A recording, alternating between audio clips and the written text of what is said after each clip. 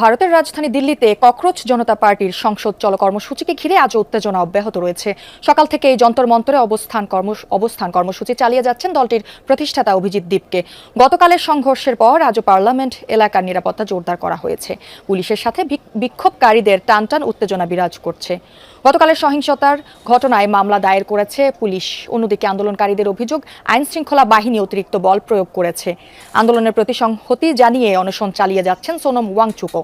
এদিকে দিল্লির পাশাপাশি ভারতের আরো কয়েকটি শহরে সংহতি সমাবেশ হয়েছে। ভারতের সংসদের বর্ষাকালীন অধিবেশনের প্রথম দিনই রাজধানী দিল্লি পরিণত হল রণক্ষেত্রে। মাত্র কয়েক মাস আগে আত্মপ্রকাশ করা ককরোচ জনতা পার্টি ঘোষিত চলো সংসদ কর্মসূচিকে কেন্দ্র করে তৈরি হয় এই উদ্বেগজনক পরিস্থিতি। আন্দোলনকারী এবং দিল্লি পুলিশের ধাওয়া পাল্টা ধাওয়া এবং মারমুখী আচরণে কার্যত অচল হয়ে পড়ে দিল্লির সংসদ ভবন এলাকা। বাইরের এমন উত্তপ্ত পরিস্থিতিতে বিচলিত হয়ে পড়েন সংসদের ভেতরে থাকা প্রধানমন্ত্রী নরেন্দ্র মোদী সহ অন্যান্যরাও। এক পর্যায়ে কড়া নিরাপত্তা বলয়ের মধ্যে তড়িঘড়ি করে প্রধানমন্ত্রীর কনভয়কে সংসদ ভবন ত্যাগ করে বেরিয়ে যেতে দেখা যায়। একটি ভিডিওতে দেখা যায় বাইরে যখন আন্দোলনকারী এবং পুলিশের মধ্যে ধাওয়া পাল্টা ধাওয়া চলছিল, তখন প্রধানমন্ত্রী নরেন্দ্র মোদী চুপিসারে গাড়িতে করে বের হয়ে যান। এ সময় তার নিরাপত্তা কর্মকর্তাদের বেশ উদ্বিগ্ন দেখা যায়। ভারতীয় সংবাদ মাধ্যম হিন্দুস্তান টাইমস বাংলার এক প্রতিবেদনে এই তথ্য নিশ্চিত করা হয়। এর আগে সোমবার সকাল থেকে হাজার হাজার শিক্ষার্থী, তরুণ তরুণী ও বিভিন্ন শ্রেণী পেশার মানুষ যন্তর মন্তরে জড়ো হতে থাকেন। সেখান থেকে সংসদ ভবনের উদ্দেশ্যে মিছিল সহ রওনা হন বিক্ষোভকারীরা। আন্দোলনকারীরা এই সময় শিক্ষামন্ত্রী ধর্মেন্দ্র প্রধান এবং প্রধানমন্ত্রী নরেন্দ্র মোদীর পদত্যাগ দাবি করেন। এ সময় পুলিশ তাদের বাধা দিলে বিক্ষোভকারীদের একটি অংশ ব্যারিকেড ভাঙার চেষ্টা করে। মুহূর্তে পরিস্থিতি উত্তপ্ত হয়ে উঠলে পুলিশ একাধিক স্থানে লাঠিচার্জ করে এবং কাঁদানে গ্যাস নিক্ষেপ করে। কয়েকজন বিক্ষোভকারীকে এ সময় আটক করা হয়। নিরাপত্তার স্বার্থে মধ্য দিল্লির কিছু এলাকায় মোবাইল ইন্টারনেট সেবা সাময়িকভাবে স্থগিত রাখা হয়। বন্ধ করে দেওয়া হয় অন্তত 5টি মেট্রো স্টেশনের প্রবেশপথ। এতে ভোগান্তিতে পড়েন হাজার হাজার মানুষ। সাম্প্রতিক সময়ে ভারতের বিভিন্ন জাতীয় পর্যায়ের ভর্তি ও নিয়োগ পরীক্ষায় প্রশ্ন ফাঁস, অনিয়ম এবং দুর্নীতির কারণে লাখো শিক্ষার্থী ক্ষতিগ্রস্ত হয়েছে।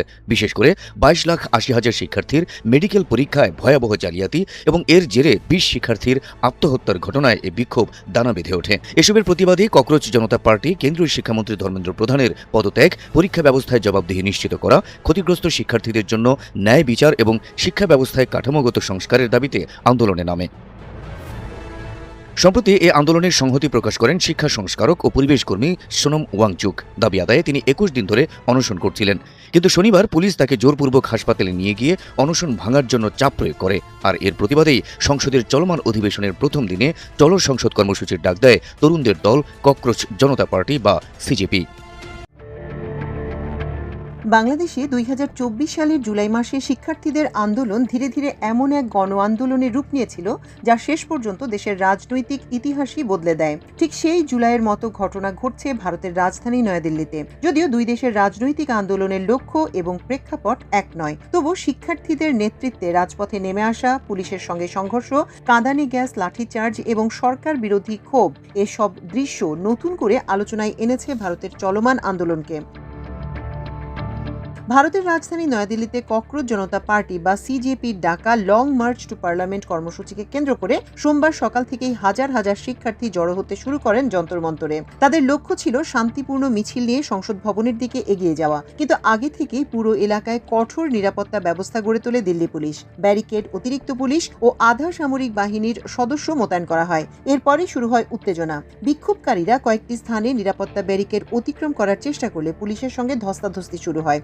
পরিস্থিতি দ্রুত নিয়ন্ত্রণের বাইরে চলে গেলে পুলিশ লাঠিচার্জ করে এবং কাঁদানে গ্যাস ছুড়ে আন্দোলনকারীদের ছত্রভঙ্গ করার চেষ্টা করে। সংঘর্ষে আন্দোলনকারী ও পুলিশ উভয় পক্ষেরই অনেকে হতাহত হন। ভারতীয় সংবাদ মাধ্যম ইন্ডিয়া টুডের তথ্য অনুযায়ী সংঘর্ষের ঘটনায় দিল্লি পুলিশ এবং নিরাপত্তায় নিয়োজিত আধা সামরিক বাহিনীর সদস্য সহ 50 জনেরও বেশি নিরাপত্তা কর্মী আহত হয়েছেন। একই সঙ্গে 70 জনের বেশি বিক্ষোভকারীকে আটক করা হয়েছে। পুলিশ জানিয়েছে বিভিন্ন ঘটনা ঘটে যাওয়ার ভিত্তিতে পৃথক পৃথক মামলা করা হচ্ছে। সিসিটিভি ফুটেজ এবং মোবাইল ফোনে ধারণ করা ভিডিও বিশ্লেষণ করে কারা সহিংসতায় জড়িত ছিলেন সেটিও খতিয়ে দেখা হচ্ছে। এদিকে আন্দোলনের এক পর্যায়ে সিজেপির প্রতিষ্ঠাতা সভাপতি অভিজিৎ দীপকে নিরাপত্তা বাহিনী তুলে নিয়ে গেছে এমন অভিযোগ ছড়িয়ে পড়ে সামাজিক যোগাযোগ মাধ্যমে। তবে পরে সংগঠনটি জানায় তাকে গ্রেপ্তার করা হয়নি। মূলত ভারতের মেডিকেল ভর্তি পরীক্ষা নিটে ব্যাপক অনিয়ম, প্রশ্নপত্র ফাঁস এবং দুর্নীতির অভিযোগ তুলে কেন্দ্রীয় শিক্ষামন্ত্রী ধর্মেন্দ্র প্রধানের পদত্যাগের দাবি করেছে সিজেপি। আন্দোলনকারীদের অভিযোগ, ভবিষ্যৎ নিয়ে স্বপ্ন দেখা লাখো শিক্ষার্থীর সঙ্গে অন্যায় করা হয়েছে, অথচ সরকার কার্যকর কোনো জবাবদিহি নিশ্চিত করতে পারেনি। পরিস্থিতি আরও উত্তপ্ত হয়ে উঠলে মধ্য দিল্লির কয়েকটি এলাকায় সাময়িকভাবে মোবাইল ইন্টারনেট পরিষেবাও বন্ধ করে দেওয়া হয়। অন্যদিকে সিজেপি তাদের সমর্থকদের উদ্দেশ্যে জরুরি বার্তায় শান্ত থাকার আহ্বান জানায়। তারা বলে, বিভিন্ন স্থানে আটকে দেয়া হলেও কোনো ধরনের সহিংসতায় না জড়াতে এবং শান্তিপূর্ণ অবস্থান বজায় রাখতে। উল্লেখযোগ্য বিষয় হলো, এই কর্মসূচির আগের দিনই দিল্লি পুলিশ পদযাত্রার অনুমতি বাতিল করে এবং পুরো এলাকায় 144 ধারা জারি করে, অর্থাৎ 5 বা তার বেশি মানুষের জমায়েত নিষিদ্ধ করা হয়। কিন্তু সেই নিষেধাজ্ঞা উপেক্ষা করেই হাজার হাজার শিক্ষার্থী পথে নেমে আসেন। এরই মধ্যে সিজেপির একটি প্রতিনিধি দল সোমবার দেশটির স্বাস্থ্যমন্ত্রী এবং বিজেপির সাবেক সভাপতি জগৎ প্রকাশ নাড্ডার সঙ্গে বৈঠক করেছে। সিজেপির মুখপাত্র আশুতোষ রাঙ্কা জানান, নাড্ডা তাদের দাবিগুলো নিয়ে সরকারের শীর্ষ নেতৃত্বের সঙ্গে আলোচনা করার জন্য কিছু সময় চেয়েছেন। সিজেপি সরকারের কাছে 3টি প্রধান দাবি তুলে ধরেছে: সমাজকর্মী সোনম ওয়াংচুকের নিঃশর্ত মুক্তি, কেন্দ্রীয় শিক্ষামন্ত্রী ধর্মেন্দ্র প্রধানের পদত্যাগ বা অপসারণ এবং নিট ইউজির প্রশ্নপত্র ফাঁসের ঘটনার পর আত্মহত্যা করা শিক্ষার্থীদের পরিবারের জন্য 1 কোটি রুপি ক্ষতিপূরণ। রাঙ্কা সামাজিক যোগাযোগ মাধ্যম এক্সে লিখেছেন, নাড্ডা তাদের দাবিগুলো নিয়ে সরকারের নেতৃত্বের সঙ্গে আলোচনা করবেন। এদিকে হামলার নিন্দা জানিয়ে আন্দোলনের প্রতি প্রকাশ্যে সমর্থন জানিয়েছেন ভারতের বিরোধী দলীয় নেতা রাহুল গান্ধী। একই সঙ্গে শিক্ষার্থীদের দাবিগুলো গুরুত্বের সঙ্গে বিবেচনার জন্য প্রধানমন্ত্রী নরেন্দ্র মোদীর প্রতি আহ্বান জানান তিনি।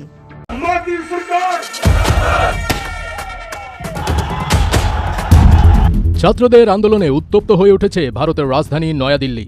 নয়াদিল্লিতে মেডিকেল ভর্তি পরীক্ষা সংক্রান্ত প্রশ্ন ফাঁস ও অনিয়মের প্রতিবাদে আয়োজিত সংসদচলক কর্মসূচিকে কেন্দ্র করে ব্যাপক উত্তেজনা ও বিক্ষোভের মুখে ভারতের প্রধানমন্ত্রী নরেন্দ্র মোদী সংসদ ভবন ছেড়ে পালিয়ে যেতে বাধ্য হয়েছেন। গতকাল সোমবার 20 জুলাই সংসদের বর্ষাকালীন অধিবেশন চলাকালে ককরোচ জনতা পার্টির ব্যানারে হাজারো আন্দোলনকারী নিরাপত্তা ব্যারিকেড ভেঙে সংসদ ভবনের মূল ফটকের দিকে অগ্রসর হন। এ সময় ভবনের ভেতরেই প্রধানমন্ত্রী উপস্থিত ছিলেন। পরিস্থিতি ক্রমশ উত্তপ্ত হয়ে উঠলে ও বিক্ষোভকারীদের সাথে পুলিশের দফায় দফায় সংঘর্ষ শুরু হলে নিরাপত্তা বিবেচনায় বিশেষ নিরাপত্তার মধ্য দিয়ে প্রধানমন্ত্রীর গাড়িবহর সংসদ এলাকা ত্যাগ করে। শিক্ষার্থীদের আন্দোলনে পুলিশের ব্যাপক লাঠিচার্জ এবং রাবার বুলেট নিক্ষেপের পর এই আন্দোলন এখন মোদির পতনের আন্দোলনের দিকে এগিয়ে যাচ্ছে। নয়াদিল্লিতে বিক্ষোভে অন্তত 180 জন আহত হওয়ার একদিন পর ভারতের তেলাপোকা জনতা পার্টির আন্দোলন মঙ্গলবার শিক্ষামন্ত্রীর পদত্যাগ না করা পর্যন্ত তাদের আন্দোলন চালিয়ে যাওয়ার অঙ্গীকার করেছে।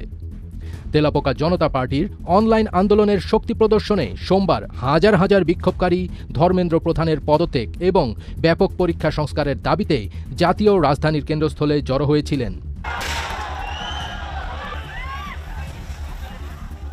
মে মাসে যাত্রা শুরু করার পর থেকে সিজেপি সোশ্যাল মিডিয়ায় লক্ষ লক্ষ অনুসারী অর্জন করেছে, যা 2024 সালে তৃতীয়বারের মতো ক্ষমতায় আসার পর থেকে হিন্দু জাতীয়তাবাদী প্রধানমন্ত্রী নরেন্দ্র মোদীর জন্য অন্যতম বড় চ্যালেঞ্জ তৈরি করেছে। সিজেপির আশুতোষ একটি সোশ্যাল মিডিয়া পোস্টে বলেছেন, আমরা থামব না, প্রধানকে বরখাস্ত করতেই হবে। মঙ্গলবারও শত শত বিক্ষোভকারী যন্তর মন্তরের প্রতিবাদস্থলে অবস্থান করছেন, যাদের অনেকেই শিক্ষা ব্যবস্থায় ব্যাপক পরিবর্তনের আহ্বান জানাচ্ছিলেন।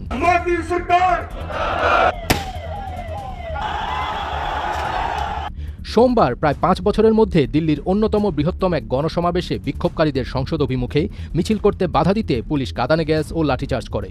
সোমবার গভীর রাতে এক বিবৃতিতে পুলিশ জানায়, সংঘর্ষ চলাকালে প্রায় 60 জন বিক্ষোভকারীও আহত হয়েছেন বলে জানা গেছে। বিক্ষোভের আয়োজকরা কর্তৃপক্ষের এই একনায়ক সুলভ আচরণের নিন্দা করেছেন এবং বলেছেন যে শত শত বিক্ষোভকারী আহত হয়েছেন।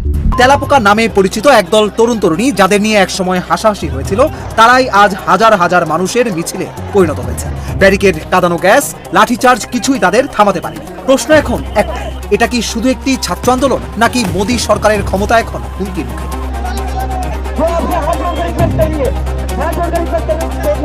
ভারতের রাজধানী দিল্লিতে সোমবার ছিল এক উত্তপ্ত দিন।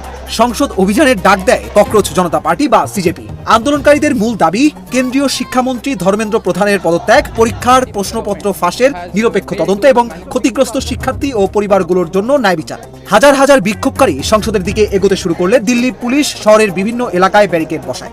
বহু জায়গায় ইন্টারনেট পরিষেবা সীমিত করা হয়, সংসদের আশেপাশে জারি করা হয় নিষেধাজ্ঞা। তারপরও এগিয়ে যান আন্দোলনকারীরা। এক পর্যায়ে পুলিশ মিছিল থামাতে লাঠিচার্জ ও কাঁদানে গ্যাস ব্যবহার করে।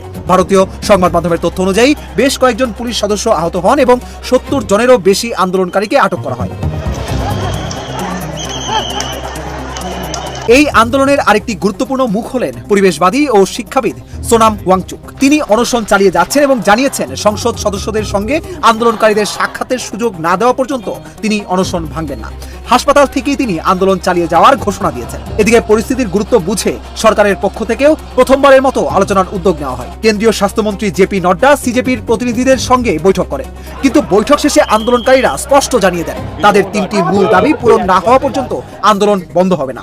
In that Sonam Wangchuk, who underwent to the protest, peaceful protest, he was forcefully removed from the protest place and was admitted to the hospital. Student अनशन कर रहे हैं, उनके पर लाठीचार्ज करना ये काफी गलत। শুধু রাজপথেই নয়, এই আন্দোলন এখন সামাজিক যোগাযোগ মাধ্যমেও ঝড় তুলেছে। কয়েক মাস আগেও ব্যঙ্গাত্মক অনলাইন উদ্যোগ হিসেবে শুরু হওয়া ককরোচ জনতা পার্টি এখন লাখো তরুণের ক্ষোভের প্রতীক হয়ে উঠেছে। আন্তর্জাতিক সংবাদ মাধ্যমও বিষয়টিকে গুরুত্ব দিচ্ছে। এনপিআর, বিবিসি, এএফপি সহ একাধিক গণমাধ্যমের প্রতিবেদনে বলা হয়েছে, সাম্প্রতিক বছরগুলোতে মোদী সরকারের বিরুদ্ধে দিল্লিতে এটি অন্যতম বড় যুব নেতৃত্বাধীন বিক্ষোভ। তবে সরকার এখনো তাদের অবস্থানে অনড়। শিক্ষামন্ত্রী ধর্মেন্দ্র প্রধান পদত্যাগের কোনো ইঙ্গিতও দেননি। একটি ব্যঙ্গাত্মক নাম থেকে শুরু হওয়া আন্দোলন আজ ভারতের রাজনীতির আলোচনার কেন্দ্রে। প্রশ্ন এখন, সরকার কি আলোচনার মাধ্যমে পরিস্থিতি সামাল দিতে পারবে, নাকি এই ছাত্র যুব আন্দোলন আরো বড় রাজনৈতিক চ্যালেঞ্জে রূপ নেবে? দিল্লির রাজপথে শুরু হওয়া এই লড়াই এখন শুধু একটি আন্দোলনের গল্প নয়, বরং ভারতের তরুণ প্রজন্মের ভবিষ্যৎ, শিক্ষা ব্যবস্থা এবং রাজনৈতিক জবাবদিহির এক বড় পরীক্ষায় পরিণত হয়েছে।